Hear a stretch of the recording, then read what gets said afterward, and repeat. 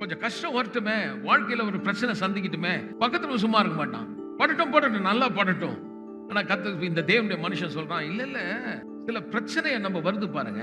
சில பிரச்சனைகள் தேவனுடைய பிரமாணங்களை நீங்க அறியாம போயிட்டீங்கன்னா அது உங்களை அழிச்சு. ஆனா தேவனுடைய பிரமாணத்தை நம்ம அறிஞ்சுக்கிட்டோம்னா நம்மள இப்ப இருக்கிற நிலையை விட அடுத்த லெவலுக்கு நம்ம டெவலப் பண்ணி கொண்டு போயிடுது. அப்ப இந்த பிரச்சனை இல்லாத வரைக்கும் முன்னேற்றம் இருக்க மாட்டேன். பிரச்சனை வரும்பொழுது சில காரியத்தை நம்ம கத்துக்கிறோம், அந்த நுணுக்கத்தை புரிஞ்சுக்கிறோம், அந்த பிரின்சிபலை நம்ம அறிஞ்சுக்கிறோம்.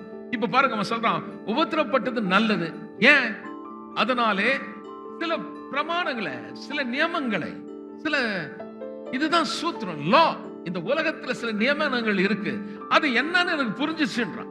அப்ப தேவனுடைய பிள்ளைகள் சில காரியத்தை நம்ம விளங்கணும் பாருங்க. அவன் சொல்றான், இல்ல உபத்திரப்பட்டது நல்லது, அதனால என்ன பண்ணிட்டேன், இப்படி பிரமாணங்களை நான் அறிந்து கொண்டேன். அப்போ நம்ம பிரச்சனை நம்மளை அழிக்குமா, இல்ல அந்த பிரச்சனையில நம்ம இருக்கிறத விட டெவலப் ஆகி மேல இன்க்ரீஸ் ஆக முடியும்னு பாத்தீங்கன்னா, how you respond your problem. உங்க பிரச்சனை நீங்க எப்படி பதில் பாக்குறீங்க, அதுல எப்படி உங்க கண்ணோட்டம் என்ன, நீங்க அதை எப்படி அது என்ன அழிச்சுன்னு பாக்குறீங்களா, வழி இல்லைன்னு பாக்குறீங்களா, இல்ல இதனால நான் என்னால கத்துக்க முடியும், இது எனக்கு பிரச்சனை இல்லை, என் கூட ஒருத்தர் இருக்கிறாரு, அது உள்ளவங்க கேளு, இந்த மதிலை தாண்ட உனக்கு மான் கால்கள்.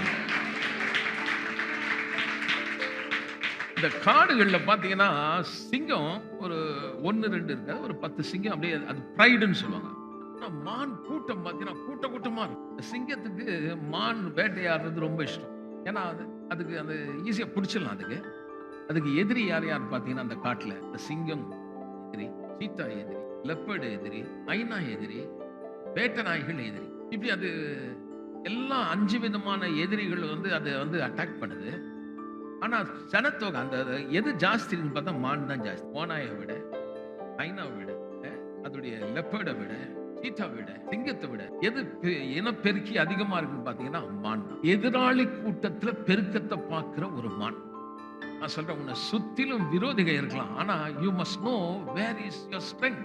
எதிராளி பலத்தை பார்க்காத, உனக்குள்ள இருக்கிற பலத்தை பாரு. அப்ப வேதம் சொல்லுது, மான் எதிராளி பலத்தை பார்க்கல, தன் கால்ல ஒரு பலன் இருக்கான். அப்ப கர்த்தர் சொல்ற, உனக்கு இந்த எதிராளியை கடந்து போகும்படி அதுக்கு எப்படி காலை கொடுத்தனோ அதே போல உனக்கும் நான் மான் காலை கொடுத்திருக்கிறேன். நீ மதிலை தாண்டுவாய், நீ சேனைக்குள் பாய்வாய்,